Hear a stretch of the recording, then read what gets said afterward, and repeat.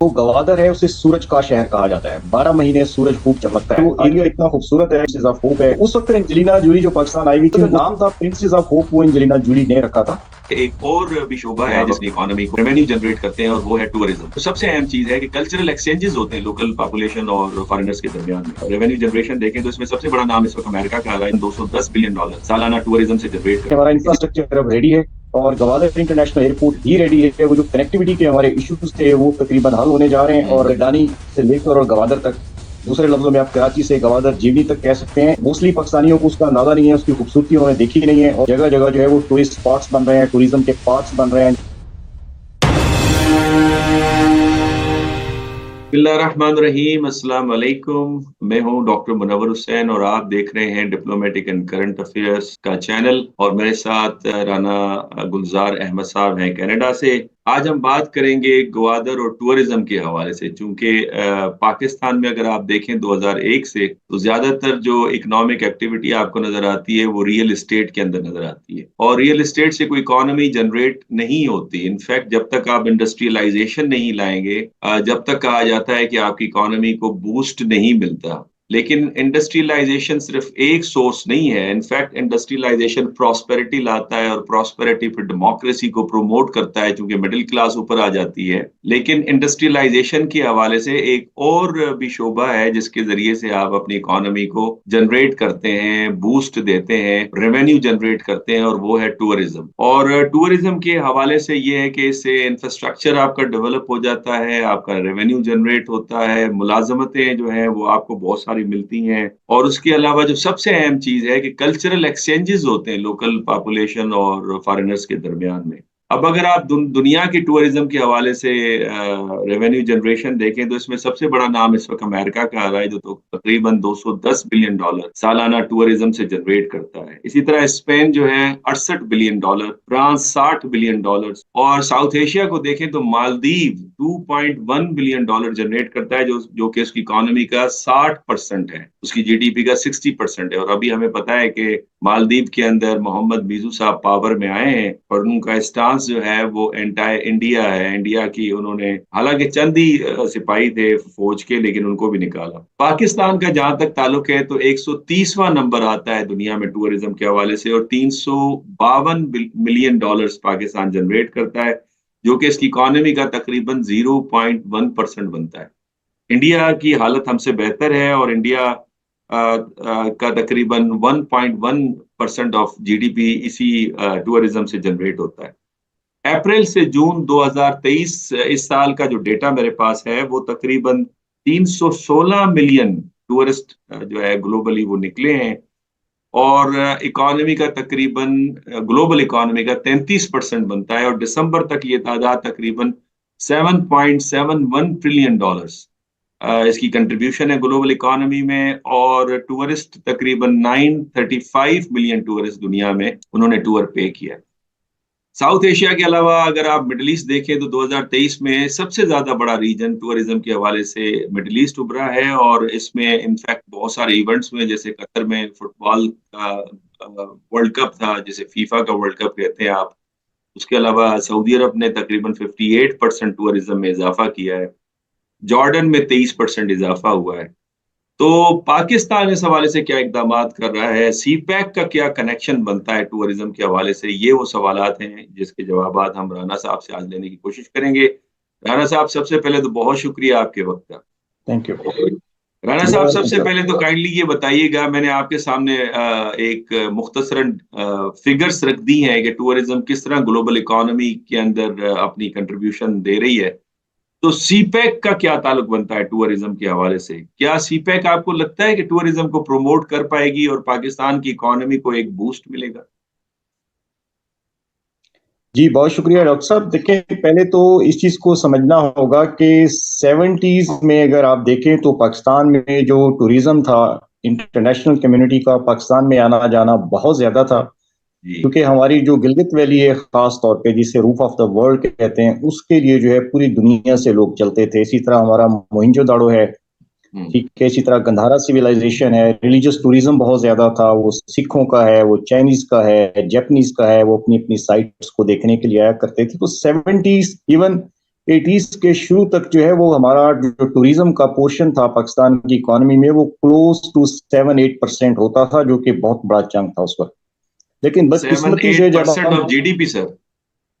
जी जी सर, और उसके बाद सर फिर ये हुआ कि जो ही ये हमारा अफगानिस्तान और रशिया वाला जो कन्फ्लिक्ट स्टार्ट हुआ, तो उसकी वजह से फिर चीज़ों ने काफ़ी सफ़र किया और जो है सिक्योरिटी इश्यूज बहुत ज़्यादा पैदा हुए, जिसकी वजह से इंटरनेशनल कम्युनिटी का जो पाकिस्तान की तरफ टूरिज्म वाली जो डायरेक्शन थी वो कदरे चेंज हुई और लोगों ने आना जाना बंद किया, और जो हमारा डोमेस्टिक टूरिज्म भी है वो भी बुरी तरह श्रिंक हुआ।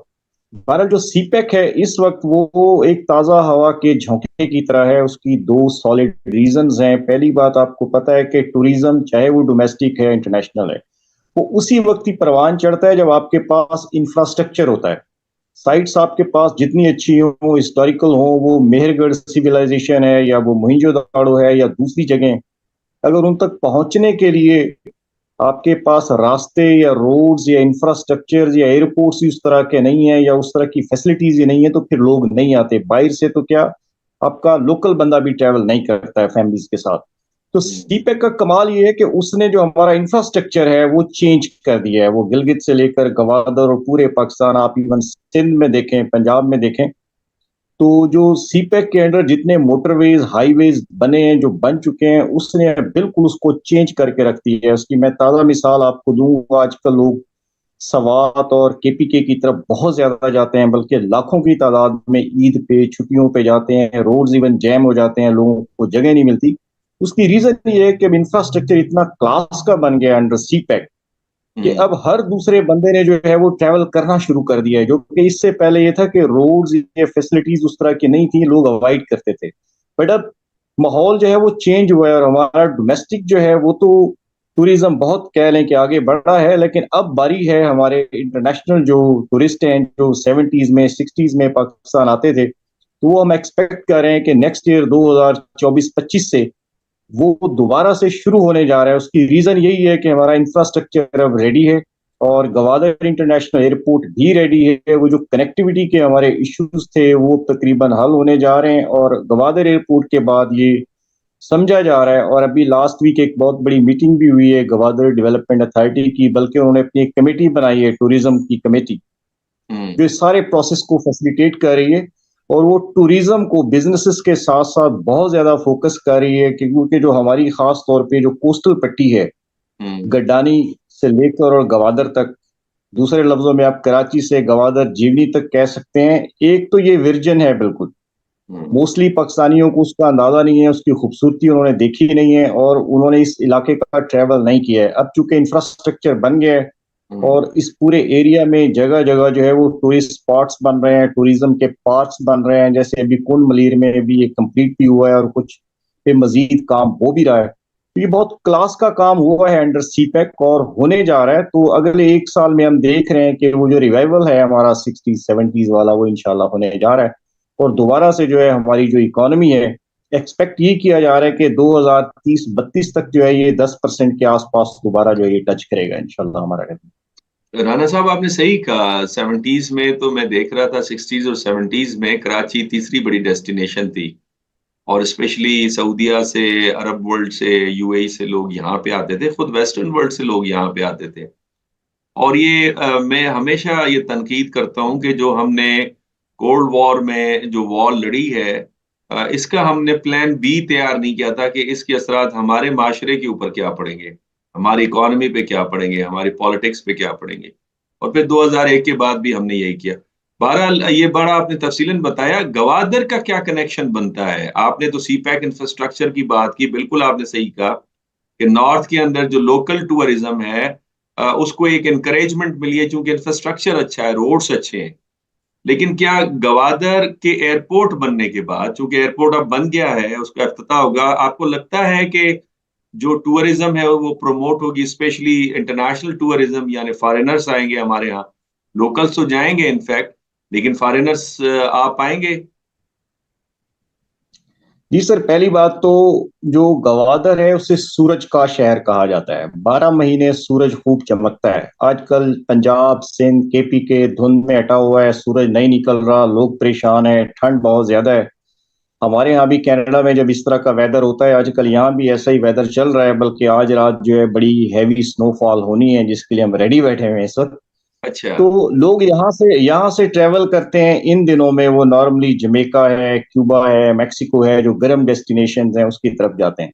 हम्म। सेम सिचुएशन पाकिस्तान में गवादर की है। जब आपका पूरा जो है सेंट्रल और वेस्ट पार्ट इस वक्त धुंध में, सर्दी में, बुरी तरह से कह लें कि वेदर खराब है और कंडीशंस काफी हार्श हैं, तो इस वक्त आप अगर आप गवादर में जाएंगे तो खूब सूरज जो है वो खूब चमक रहा है, और टेम्परेचर ऐसा है 20s में कि आप आज भी टी शर्ट में वहां मजे से बीचेस पे घूम सकते हैं। तो जो विंटर वेकेशंस हैं उसके लिए बेहतरीन जगह है, नंबर वन जगह है गवादर, और वो पूरी साहिली पट्टी। हम्म। जो गवादर की सिग्निफिकेंस की आपने बात की, देखें गवादर की ये जो पूरी कोस्टल पट्टी है कराची से लेकर गवादर तक, ये इतनी ज्यादा खूबसूरत है। मैं फ्लाइट होने के बावजूद, कराची से गवादर फ्लाइट चलती है, हम्म। इसके बावजूद मैं हर बार जो है हर साल बाय रोड ट्रेवल करता हूँ। उसकी वजह यह है कि वो एरिया इतना खूबसूरत है कि आप गड्डानी से शुरू हो जाएं, कुंड मलीर है, उसके बाद प्रिंसेस ऑफ होप है, फिर हिंगोल का नेशनल पार्क है, ये ठीक है, उसके प्रिंसेस बाद ऑफ उर्माड़। होप, थोड़ी प्रिंसेस ऑफ होप के बारे में भी आप जरूर हमें बताइएगा। मेरे ख्याल में ये एंजेलिना जूली ने नाम रखा था इस एरिया का, जो हॉलीवुड की बड़ी नोन एक्टर्स हैं।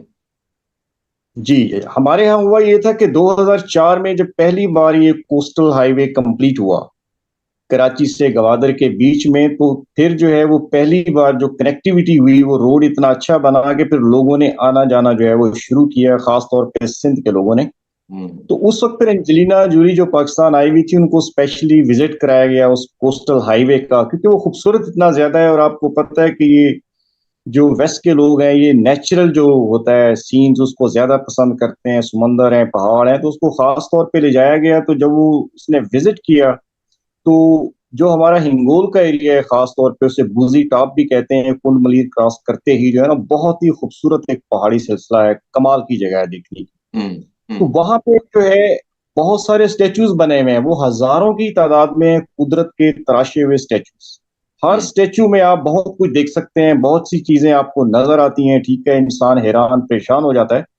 तो जब एंजेलिना जूली को लेकर आया गया, तो उन्होंने देखा कि एक स्टेचू है प्रिंसेस का, और वो नेचर ने एक पूरे पहाड़ को इस तरह से तराशा है कि वो एक कंप्लीट 99% प्रिंसेस है, जो हम्म। पूरे लिबास में, पूरे लबादे में खड़ी हुई है। आप गूगल करें, उसके इमेजेस भी आपको नजर आ जाएंगे। तो हम्म। उसका जो नाम था प्रिंसेस ऑफ होप, वो एंजेलिना जूली ने रखा था। हम्म। और उसने उस वक्त लोगों को मोटिवेट किया था कि ये जगह, ये एरिया बहुत क्लास की है, बहुत खूबसूरत है, लोगों को आना चाहिए।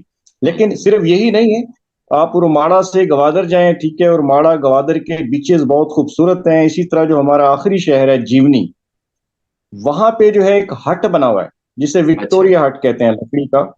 और वो भी कोई 100 साल पुराना हट है।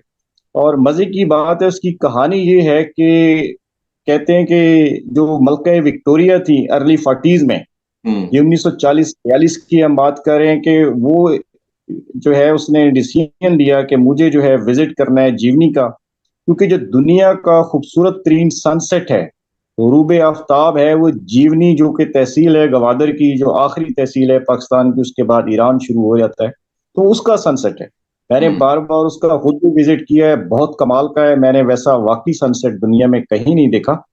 तो वो हम्म। मलका विक्टोरिया के लिए वो स्पेशली हट तैयार किया गया था, विक्टोरिया हट, के जहां उसने आकर ठहरना था। और जो है मरने से पहले उसकी ख्वाहिश थी मलका विक्टोरिया की, ये 1942 की हम बात कर रहे हैं, कि मैं एक बार उसको जो है दीदार करना चाहती हूँ कि दुनिया का खूबसूरत तरीन सनसेट है वो कैसा होता है। तो उसको आज भी प्रिजर्व किया गया है विक्टोरिया हट, बड़ी दूर दूर से लोग देखने के लिए आते हैं। तो बहुत सारी चीजें हैं। इसी तरह एक और बहुत बड़ी लोकेशन है जिसको हम अस्टोला आइलैंड कहते हैं, मोस्टली पाकिस्तानियों को नहीं पता। ये हमारे पसनी के सामने कोई 6-7 किलोमीटर बड़ा जो है बहुत बड़ा एक आइलैंड है, अस्टोला आइलैंड। वो भी कुदरत का एक शाहकार है। अभी वो बिल्कुल वर्जन है, वहां पे सिर्फ एक छोटी सी मस्जिद बनी हुई है और कुछ नहीं है। लेकिन आने वाले दिनों में, बरसों में, वो डेवलपर्स के प्लान है कि शायद वहां को 5 स्टार मोटेल होटल बने। लेकिन वो हम्म। भी इतनी क्लास की जगह होगी आफ्टर डेवलपमेंट के, पूरी दुनिया से लोग देखने आएंगे। तो ये पूरा एरिया ही ऐसा है कि ये टूरिज्म के लिए सुपर फिट है, और इसमें हर वो चीज है देखने वाले के लिए जो वो देखना चाहता है। अच्छा राना साहब, ये बताइएगा कि इस हवाले से क्या दुनिया के जो टूरिस्ट कोऑर्डिनेटर्स हैं उनके साथ कोई हमारा राब्ता है इस हवाले से, लाइक चाइनीज के साथ? और मिडिल ईस्ट में तो बहुत सारे लोग टूरिस्ट करते हैं, आपको पता है यूएई में तो पूरी दुनिया आती है। और जो ट्रैवल एजेंट्स हैं और जो टूरिज्म को प्रमोट करते हैं, कोऑर्डिनेट करते हैं। और इसके अलावा जो गवादर की डेवलपमेंट अथॉरिटी है जिसका आपने अभी जिक्र किया, क्या उनके पास कोई प्लान मौजूद है इस हवाले से कि अगर टूरिस्ट आते हैं बाहर से तो फिर उनको उनकी लाइफ को किस तरह से प्रोटेक्ट किया जाएगा, क्योंकि सिक्योरिटी कंसर्न्स इस एरिया के अंदर मौजूद है। जी, जो इम्पोर्टेंट चीज है वो ये देखिए, यूएई दुबई जिसकी आपने बात की है उसको प्रमोट करने वाला, उसकी टूरिज्म को, उसके बिजनेसेस को, उस सिटी को की डेवलप में जो मेजर रोल है वो एमिरेट्स एयरलाइन का है, जो कि दुनिया की जो है वो बड़ी एयरलाइन में से एक है और मैक्सिमम वर्ल्ड की डेस्टिनेशन में उसके एरोप्लेन्स जाते हैं। तो उसका ज्यादा कमाल है क्योंकि कनेक्टिविटी के बगैर जब तक लोगों की एक्सेस इजी नहीं होगी तब तक आप टूरिज्म को फरोग नहीं दे सकते। तो अगर यानी दुबई दूसरे दुबई लफ्जों में बना, आप ये कह रहे हैं कि आपको पीआईए पे तवज्जो देनी होगी। पीआईए पे भी तवज्जो देनी होगी, ठीक है। और मजे की बात यह कि एमिरेट्स का नाम आज भी ईके है ना, उसकी फ्लाइट के साथ लिखा जाता है ईके। हम्म। ईके क्यों लिखा जाता है? क्योंकि उनकी जो पहली फ्लाइट थी, जो हम्म। छोटी सी उन्होंने पीआईए के ताउन से स्टार्ट की थी, वो एमिरेट्स कराची थी, ईके। तो आज भी वो दुनिया की बहुत बड़ी एयरलाइन बन गई है, बल्कि सेकंड नंबर पे आती है वर्ल्ड में, लेकिन वो ईके ही उसका नाम चल रहा है। वो जो एमिरेट्स कराची जो उनकी इनिशियल थी उसको उन्होंने बाद में चेंज भी नहीं किया। पीआईए का पाकिस्तान का बड़ा रोल है उसको एमिरेट्स को बनाने में, यहाँ तक लाने में। हम्म। और हमारा अपना भी जो गवादर की हम बात करें, क्योंकि ये पाकिस्तान का सबसे बड़ा एयरपोर्ट है और ये रीजन का मॉडर्न तीन एयरपोर्ट है। इसमें जो हम्म। फैसिलिटीज हैं वो पूरे रीजन में कह लें कि सबसे ज्यादा एडवांस्ड है। चाइनीज ने जो है मॉडर्न से मॉडर्न टेक्नोलॉजी को वहां पे इंस्टॉल किया है। तो ये एक डिफरेंस क्रिएट करेगा ना सिर्फ गवादर के लिए बल्कि कराची और जो पूरा पाकिस्तान है, क्योंकि कनेक्टिविटी के बगैर जब तक हम्म। लोगों की एक्सेस इजी नहीं होगी आप टूरिज्म बिजनेस किसी भी चीज को जो है आगे नहीं लेके जा सकते। हम्म। तो जो माइलस्टोन है इसमें, जो कमाल चाइना ने किया है वो रिकॉर्ड टाइम में इसको कंप्लीट किया है। गवादर इंटरनेशनल एयरपोर्ट को वो रेडी है, इस साल किसी भी वक्त वो शुरू होगा इंशाल्लाह, और नेक्स्ट ईयर आप देखेंगे उसकी एक पूरी पीक होगी। और वो पाकिस्तान को पूरी दुनिया के साथ जोड़ेगा, ये सिर्फ गवादर तक महदूद नहीं है। क्योंकि एक एयरपोर्ट ठीक है, इस पे जो इसका जो साइज है, इस पे जो फैसिलिटीज हैं, वो इंशाल्लाह ये कल को आप देखेंगे कि ये कतर और दोहा है और दुबई है, ये इनसे पीछे नहीं रहेगा बल्कि इंशाल्लाह आगे निकलेगा। और उसी की वजह से ही जो है लोगों की एक्सेस इजी होगी, लोग आएंगे वहां पे रहेंगे और इंशाल्लाह जो टूरिज्म है वो फरोग पाएगा। राना जहां तक साहब, आपने मैं सिक्योरिटी, आपको माजरत, आपको इंटरप्ट कर रहा हूँ इस हवाले से। एक रूमर्स भी चल रही हैं कि गवादर का जो एयरपोर्ट है गालिबन वो अमेरिकन को तो नहीं दे दिया गया। ये सोशल मीडिया पे मैंने ऐसे चलते चलते एक खबर देखी थी।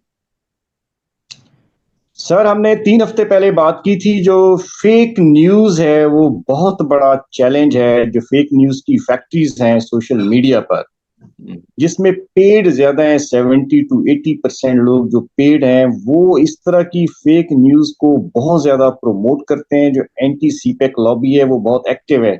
आपको याद होगा कि लास्ट मंथ इस्लामाबाद में एक बहुत बड़ा समिट हुआ है जिसका हमने तस्करा भी किया था यहाँ पर सीपेक के अंडर, जिसमें उसको जी जी जी। सारे को डॉक्यूमेंट को प्रोजेक्ट को जो है दोबारा से रिवाइज किया गया। तो उसका जो एजेंडा था फाइनल डे वो यही था कि इस वक्त जो अंडर सीपेक जो पॉजिटिव एक्टिविटी हो रही है हम उसको पूरी तरह से उसकी प्रोजेक्शन नहीं कर पा रहे। जो उसके फेक न्यूज है जो उसके एंगेज चलती है, जिसमें हालांकि ज्यादातर झूठी खबरें होती हैं, हम्म। ठीक है, उस पे बहुत ज्यादा जो है वो लोग एक्टिव हैं। तो इसको जो है वो क्रैक डाउन की जरूरत है। इसके लिए बाकायदा स्ट्रेटजी बनाई जा रही है, इसके लिए फंडिंग भी रखी गई है। और खासतौर पे जो बलोचिस्तान में जो सहाफती बिरादरी है उनकी कैपेसिटी बिल्ड के लिए भी काफी बड़ा एक प्रोग्राम स्टार्ट किया गया है।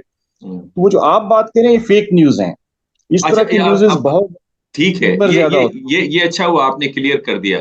जी, आप बात कर रहे थे सिक्योरिटी के जो कंसर्न्स हैं, दुनिया से तो टूरिस्ट आएंगे यहाँ पर, तो क्या कोई ऐसा ऑपरेटस है कि उनकी सिक्योरिटी को इंश्योर किया जाए?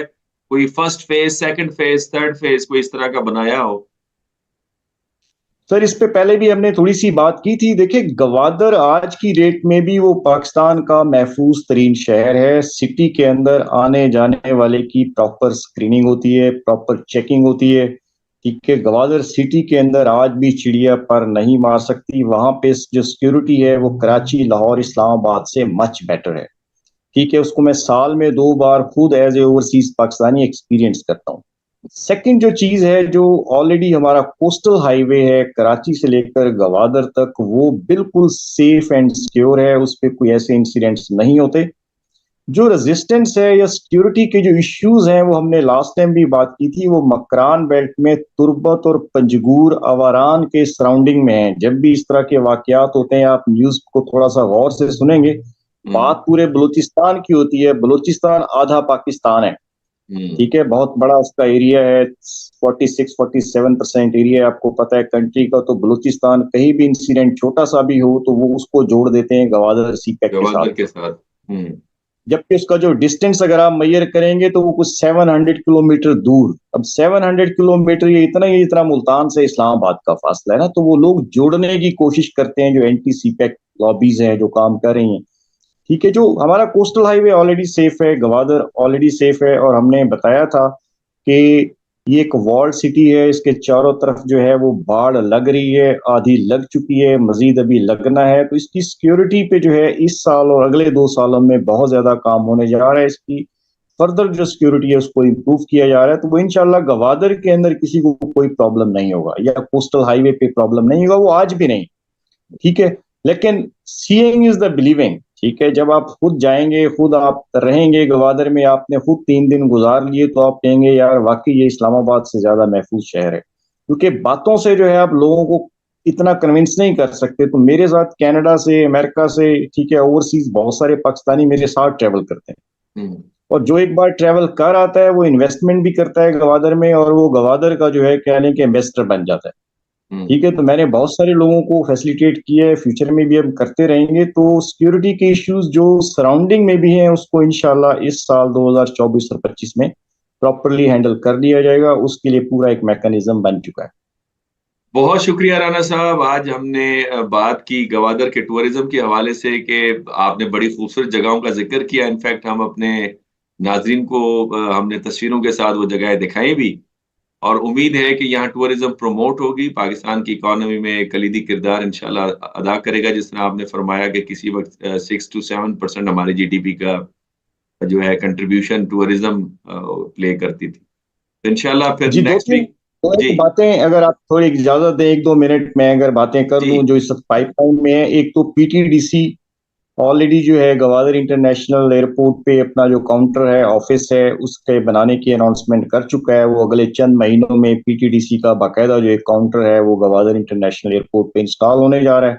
जो कि इस चीज की जो है वो कह लें कि इशारा करता है कि इसको बड़ा सीरियसली लिया जा रहा है, और जो इफर्ट्स हैं वो काफी तेज हो चुकी हैं। दूसरी जो चीज है सर वो ये है कि गवादर में एक वाटर स्पोर्ट्स पार्क, जो कि पाकिस्तान में अपनी नौइयत का पहला पार्क होगा, क्योंकि कराची या दूसरे एरियाज में भी इस तरह के प्रोजेक्ट्स नहीं बने। तो एक बहुत बड़ा जो है वो गवादर सिटी के पास पिशुकान का एरिया है, वहां पे जो है वाटर स्पोर्ट्स पार्क अपनी नौइयत का, ये जीडीए के प्लान के अंदर भी है। और ये इसी साल इस पे काम होने शुरू हो रहा है, जो हमारा ये साल चल रहा है। तो ये एक बहुत बड़ी डेवलपमेंट होगी जो कि लाखों लोगों को अट्रैक्ट करेगा, क्योंकि पाकिस्तान में अपनी नौइयत की एक पहली चीज है जो यहाँ पे बनने जा रही है। इसी तरह एक फेरी सर्विस है सर, जो कराची से लेकर गवादर तक जो है वो समुद्री जहाज के जरिए, वो भी ऑलरेडी प्लान में काफी अरसे से थी, लेकिन इस साल जो है वो भी, उसको भी स्टार्ट होना है। ये वो चीजें जो टूरिज्म को फरोग देने के लिए जो है जिन पे काम हो रहा है। इसी तरह जो दुनिया की टॉप की जो वेबसाइट्स हैं, जिसमें ट्रिप एडवाइजर है, दूसरी बड़ी बड़ी जो टूरिज्म पे काम करती हैं, तो उन्होंने ऑलरेडी जो है गवादर को प्रमोट करना शुरू कर दिया है। अगर आप उनकी वेबसाइट्स पे जाएं तो अब आपको गवादर का जिक्र जो है उन पे मिलना शुरू हो जाएगा। उसकी रीजन वही है कि उनको पता है कि एयरपोर्ट रेडी है, और जो है अब ये चीजें स्टार्ट होने जा रही हैं। पर हम्म आखिरी चीज जो मैं बताना चाहूंगा कि गवादर जो है वो रिलीजियस टूरिज्म के लिए हम्म भी बहुत आइडियल है। उसमें खास तौर पे जो हमारे सैयद या जो हमारी शिया बिरादरी है, ठीक है, बहुत हम्म सारे जो जायरीन हैं जो ईरान, हम्म इराक और शाम जाते हैं, पहले हम्म वो तुफ्तान के रास्ते से जाया करते थे, और अब जो है वो गवादर के रूट से उन्होंने जाना शुरू कर दिया है। तो ये भी जो है हजारों की तादाद में हर साल चूंकि लोग जाते हैं ईरान की तरफ, तो उसके लिए गवादर एक चूंकि तुफ्तान वाले एरिया से ज्यादा सेफ है, सिक्योर है। तो ये भी पिछले साल 1.5 साल में ये रुख चेंज हुआ है लोगों का। अब जो मेजॉरिटी जा रही है वो वाया गवादर ईरान जा रही है। इसी तरह एक और जो छोटी सी चीज है वो है जो हिंदू है कम्युनिटी पाकिस्तान में, हम्म। वो भी जो है हजारों की तादाद में हर साल अप्रैल मार्च में कुंड मलीर आती है, उनका सबसे बड़ा इकट्ठ होता है। वहां पे हंगलाज माता का जो है वो बहुत बड़ा मंदिर है। ये पाकिस्तान में जो हिंदू कम्युनिटी की जो सबसे बड़ी एक्टिविटी होती है हिंगोल रिवर के साथ कुंड मलीर में, ठीक है, वहां पे आते हैं। तो ये तो ऑलरेडी बहुत बड़ी एक्टिविटी होती है, मैं भी एक बार उसमें शिरकत कर चुका हूँ। ठीक अच्छा। है, तो जो रिलीजियस टूरिज्म को हम देख रहे हैं वो इस रूट से जो है वो हम ये देख रहे हैं कि आने वाले वक्तों में ये हजारों की तादाद लाखों में जाएगी, क्योंकि इंफ्रास्ट्रक्चर बना हुआ है और लोग ज्यादा कंफर्टेबल हैं गवादर के रास्ते से सफर करने के लिए। हम्म। राणा साहब, ये आखिर में तो बड़ी आपने इंपॉर्टेंट इंफॉर्मेशन दी है रिगार्डिंग रिलीजियस टूरिज्म के हवाले से। ये सिर्फ मैं समझता हूँ ईरान सिर्फ और इराक नहीं लोग जा पाएंगे, मेरे ख्याल में उम्रे के लिए भी काफी ये फैसिलिटेट कर सकता है, क्योंकि गवादर से जो सऊदी पोर्ट है वो बड़ी करीब है। जिस तरह ईरान बहुत बिल्कुल करीब है, इराक बहुत करीब है, यूएई बहुत करीब है। तो बड़ा अच्छा आपने ये बताया। और फिर हंगलाज के अंदर जो हिंदू रिलीजियस साइट का जो आपने जिक्र किया, ये मेरे लिए नई इन्फॉर्मेशन थी। बहरहाल आपका बहुत बहुत शुक्रिया राना साहब। इंशाल्लाह नेक्स्ट वीक फिर एक नए टॉपिक के साथ हम अपने नाजरीन की खिदमत में हाजिर होंगे। आपके सवालात भी इंशाल्लाह नेक्स्ट प्रोग्राम में जो आपके सवालात हैं उनके जवाबात भी देने की कोशिश करेंगे। इजाजत दीजिए, अल्लाह हाफिज।